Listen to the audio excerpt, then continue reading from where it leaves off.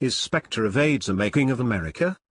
Debate around the origin of AIDS has sparked considerable interest and controversy since the birth of the epidemic.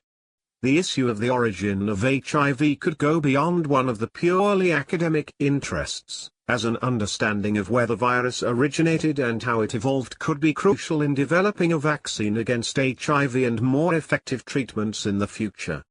In 1981, the Center for Disease Control, CDC, in Atlanta, Georgia, was alerted to reports of cases of a rare lump injection in previously homosexual men in Los Angeles, and then in New York.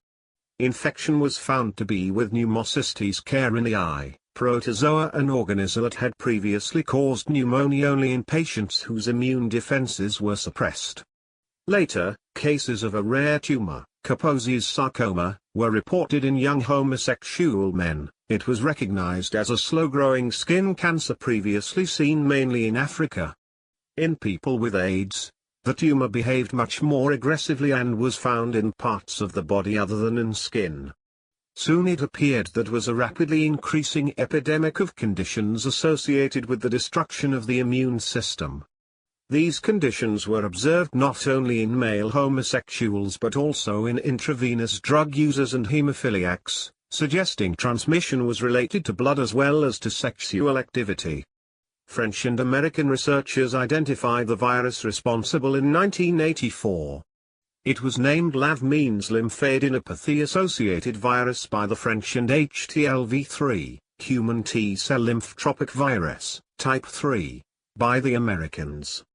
In 1986, the virus was renamed HIV-I. A similar virus, HIV-2, has been found to be the cause of some cases of AIDS in Africa.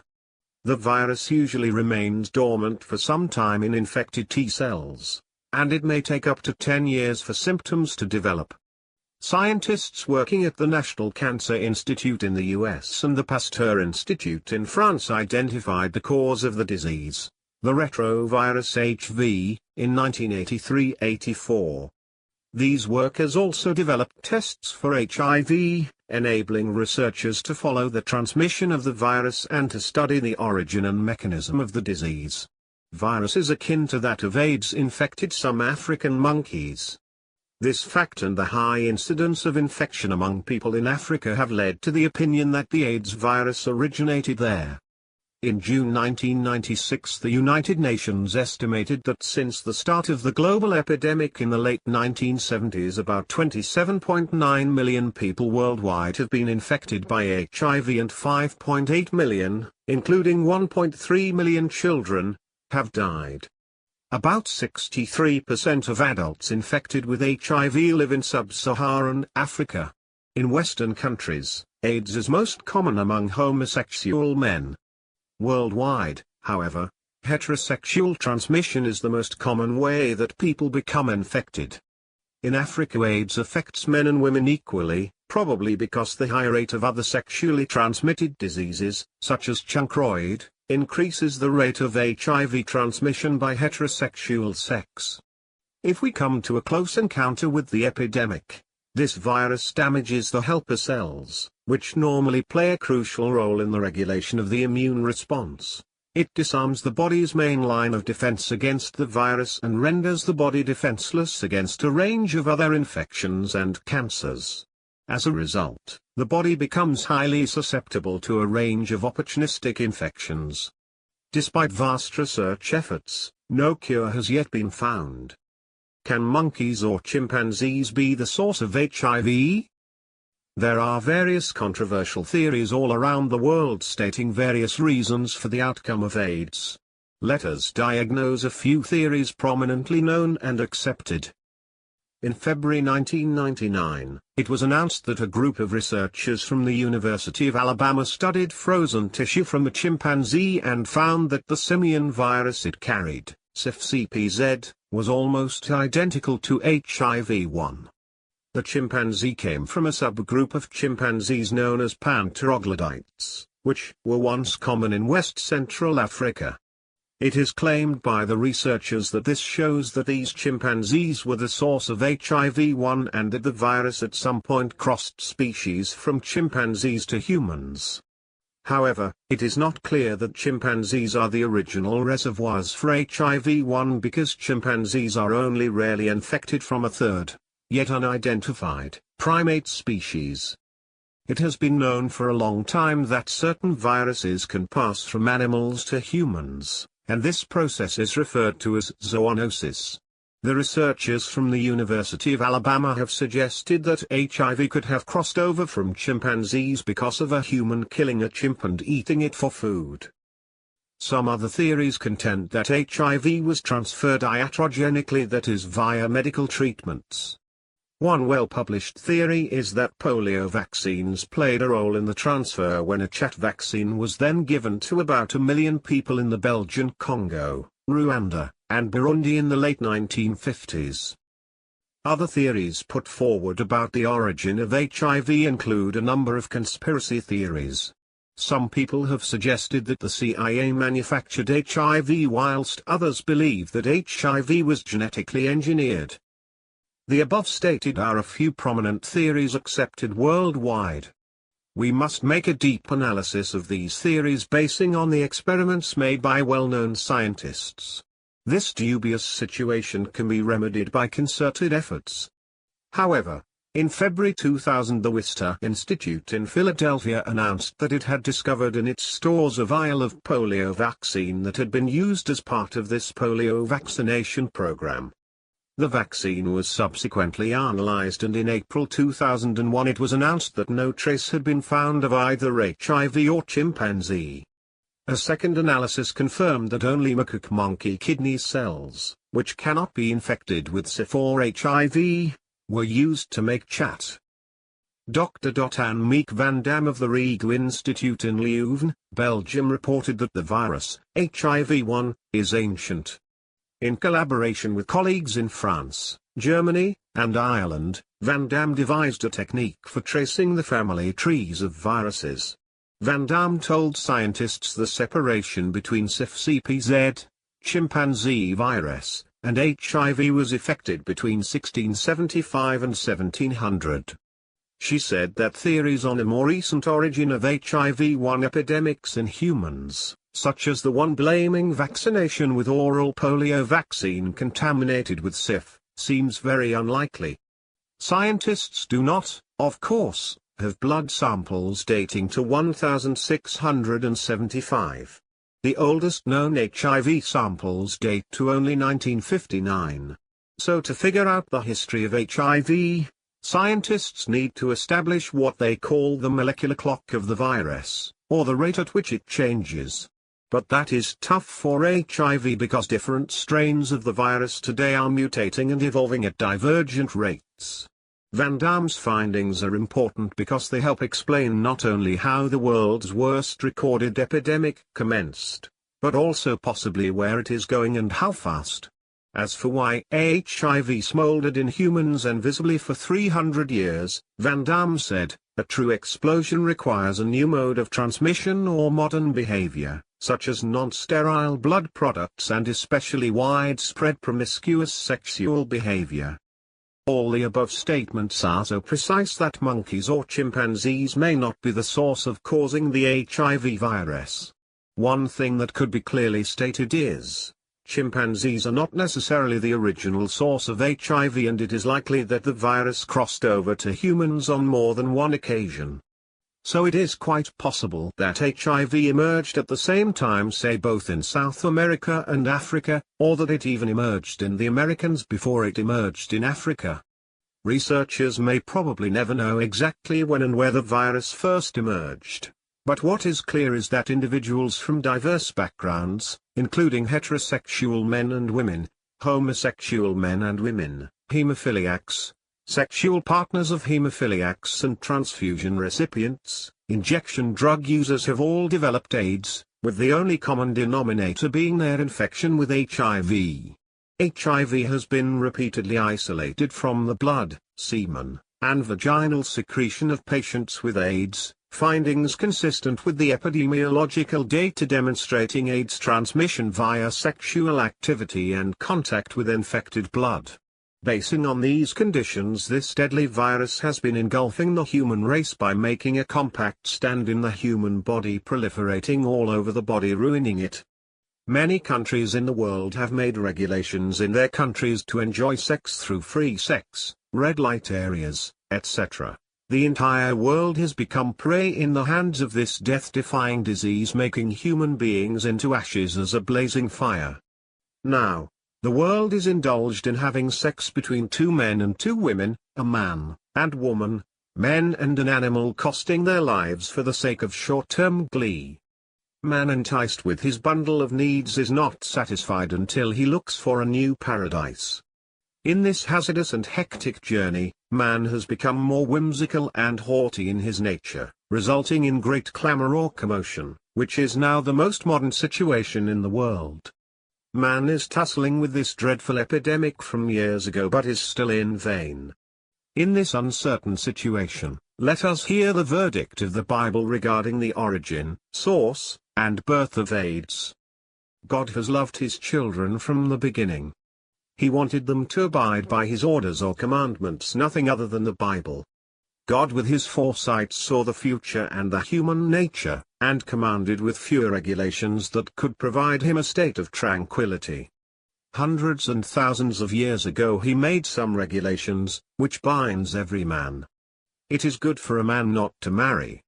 But since there is so much immorality, each man should have his own wife, not wives, and each woman her own husband, not husbands. The wife's body does not belong to her alone but also to her husband. In the same way, the husband's body does not belong to him alone, but also to his wife. 1 Corinthians chapter 7 verses 1 to 4. Our world is a superb work made by God, which fulfills the needs of millions of people who are inheriting it. God created everything that man needs. He created plenty of food to meet man's hunger, oceans to quench his thirst, women and men for their desire, a variety of tastes, colors, fragrances and many more. God ordered man to accomplish all his desires rationally and legitimately. This doesn't mean that if a man is hungry, he should live on human flesh. If thirsty, to take intoxicants and vicious liquors, feels like having sex, to mate with plenty of women other than his wife. Man was made wiser than beasts, not to behave like them but to have dominance over them and to set proper his ways. Our God is so mindful of the relationship between husband and wife. He wants to exclude himself between them when they are in need of each other. Do not deprive one another except with consent for a time, that you may give yourselves to fasting and prayer, and come together again so that Satan does not tempt you because of your lack of self-control. 1 Corinthians chapter 7 verse 5. God has given paramount priority towards this relationship because he treats it honorable and the bed undefiled. Hebrews 13:4, when God has made marriage sacred, nowadays it has been treated as a partnership agreement for a certain period and can be broken at any time, leading to many contacts between various men and women all over the world. Man is becoming unusual towards his desires, causing the birth of various epidemics in the world. Then, when desire, extraordinary desire, has conceived, it gives birth to sin, fornication and adulteration, and sin, when it is full grown, brings forth death, AIDS. James chapter 1 verses 15 and 16. Do not be deceived, evil company corrupts good habits. Awake to righteousness, and do not sin, for some do not have the knowledge of God. I speak this to your shame. 1 Corinthians chapter 15 verses 33 and 34. God is analyzing the behavior of humans in his words. For even their women exchanged the natural use for what is against nature. Likewise also the men. Leaving lust for one another, men with men committing what is shameful, homosexuality, and receiving in themselves the penalty, various diseases, of their error, which was due. Romans 1:26-28. People nowadays, not content with their heterosexual way of letting out their libido, are trying to quench their sexual thirst by having sex with animals and dishonoring their bodies filled with lusts in their hearts. So God commands them. You shall not lie with a male as with a woman, it is an abomination. Nor shall you mate with any beast, to defile yourself with it. Not shall any woman stand before a beast to mate with it. It is a perversion. Do not defile yourselves with any of these things, for by all these the nations are defiled, which I am casting out before you. Leviticus chapter 18 verses 22 to 24. The man who commits adultery with another man's wife, he who commits adultery with his neighbor's wife, the adulterer and the adulteress, shall surely be put to death. If a man lies with a male as he lays a woman, both of them shall surely be put to death. If a man males with a beast, he shall surely be put to death, and you shall kill the beast. Leviticus chapter 20 verses 10 to 16. Cursed is the one who lies with any kind of animal, Deuteronomy chapter 27 verse 21. God was stringent towards all these wickedness among men, and he orders them 3,700 years ago to hamper their expansion by holding the threat of death. This nature among people must be objected, but many countries have made laws towards their citizens for enjoying more free sex. In AD 59 God in his mighty book states, "Do you know that neither fornicator nor adulterers, nor homosexuals will not inherit the kingdom of God?" 1 Corinthians chapter 6 verses 9 and 10.